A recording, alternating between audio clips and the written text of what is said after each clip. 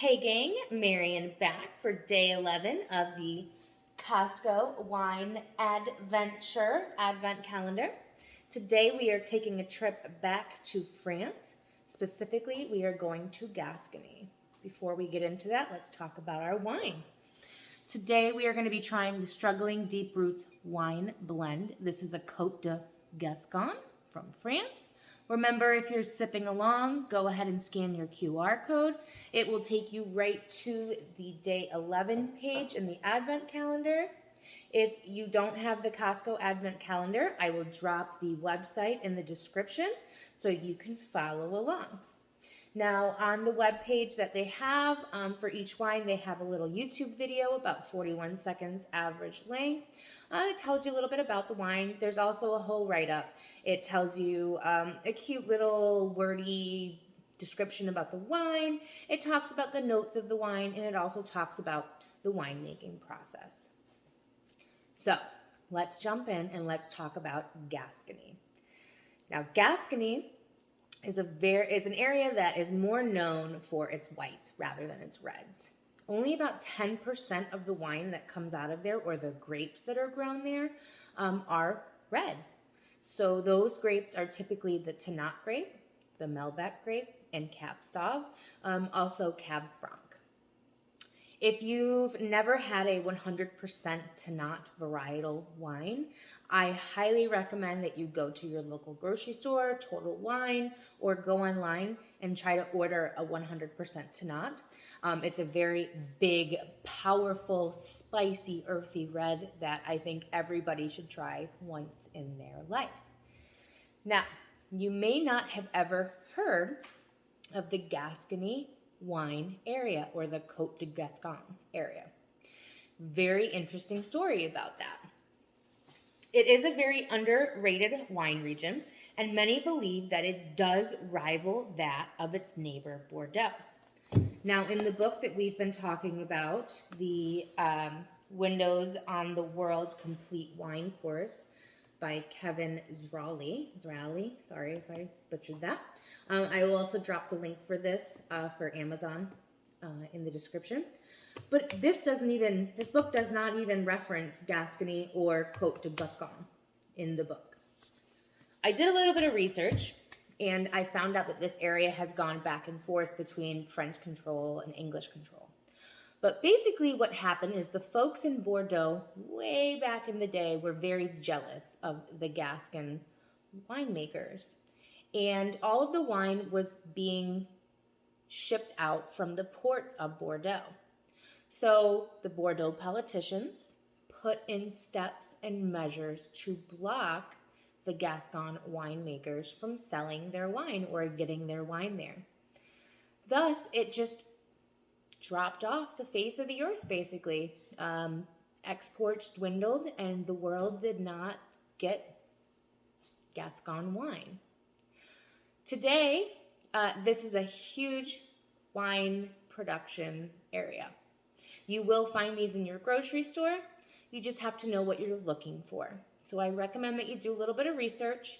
But Côtes de Gascogne, which we talked about, which right here in the bottom, you can find those. You just want to do a little bit of research before you go, or talk to your folks at your local wine shop and see if they can help you find something. But this area has a pretty cool terroir and climate. The soil there on the coast, it's loose and sandy soils with great drainage, and it's got high rainfall totals. Great for those white wines. Now in the east, it's a combination of clay and limestone. The entire area is great for viticulture, but specifically in the east, that clay and limestone is going to give wines this great earthy and big flavor. So, like I said before, all around great area for viticulture. The climate in this region is also similar to Bordeaux. You have the oceanic moisture coming from the Atlantic Ocean, but then you also have the Mediterranean temperatures coming up from the south. This creates a great microclimate for the wines in that region. It's hot, dry during the day, and chilly and cool at night. This is great for grapes. It locks in those juicy, fruity flavors, especially in your whites, but it also helps to build big red wines. Now, a typical blend of a Côtes de Gascogne, a red one, because when you look up Côtes de Gascogne, you're going to find whites. But if you type in Côtes de Gascogne red, you will find this. A typical blend, like we said before, Tannat, Cab Franc, Cab Sauv, and Merlot. Now, you might be thinking, 3 of those grapes are one of the 5 noble grapes from Bordeaux, which you typically see in a red Bordeaux. You cannot call these wines a Bordeaux because they don't come from Bordeaux. Also, if you want to call a wine a Bordeaux, just like a Meritage that you would see here from California, you have to pay for that name. And so it doesn't come from there, and people don't want to pay the tax on it, so you're not going to see Bordeaux written on these labels. This area in Gascony is very, very rural. Not a whole lot going on. A lot of small family farms. They specialize in cheese, meats, specialty vegetables. This is also where that famous charcuterie board comes from. So you can thank our in the past friends from Gascony for our wonderful charcuterie boards. Let's jump right in and talk about this wine. So if you haven't already popped her open, go ahead and pop her open. Give your glass a little spin. Let's get all those flavonoids moving around, all the aromatics moving around, and get some oxygen into the wine to break up some of those molecules and open the wine. Let's go ahead and smell the bouquet.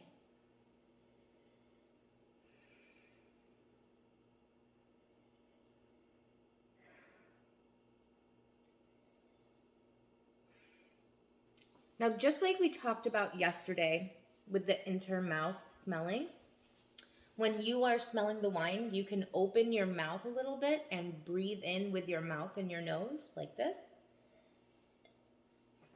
That's going to bring some of those flavors into your mouth, to your nose, and it's going to help you smell a little bit differently.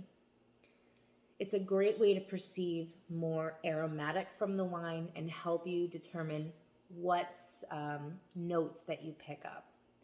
Now on this, I get a lot of fresh, ripe red berries. You also get a slight hint of mint and black pepper. I will tell you guys that for me anyways, the nose on this wine is interesting. It's almost like you smell it and you're like, is there something wrong with this? It's weird, but it's that minty flavor. Now, why it might have a hint of mint? There could have been mint close by. It could have something to do with the soil of the region. But very interesting bouquet that takes a little bit getting used to. But don't let that scare you away. Let's go ahead and take a sip.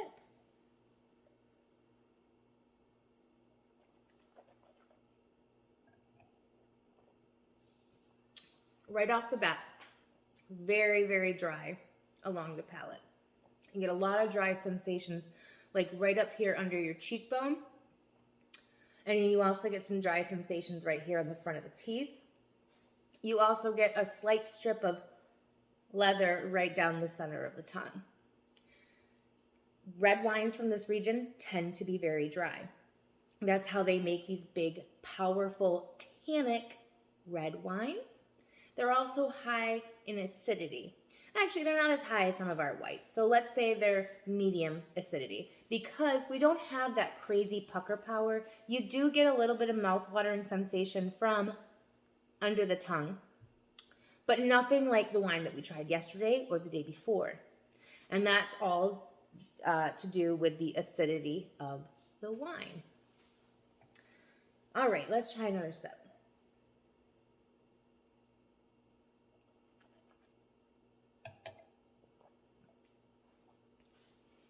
There's like this little hint of spice that just nips the tongue.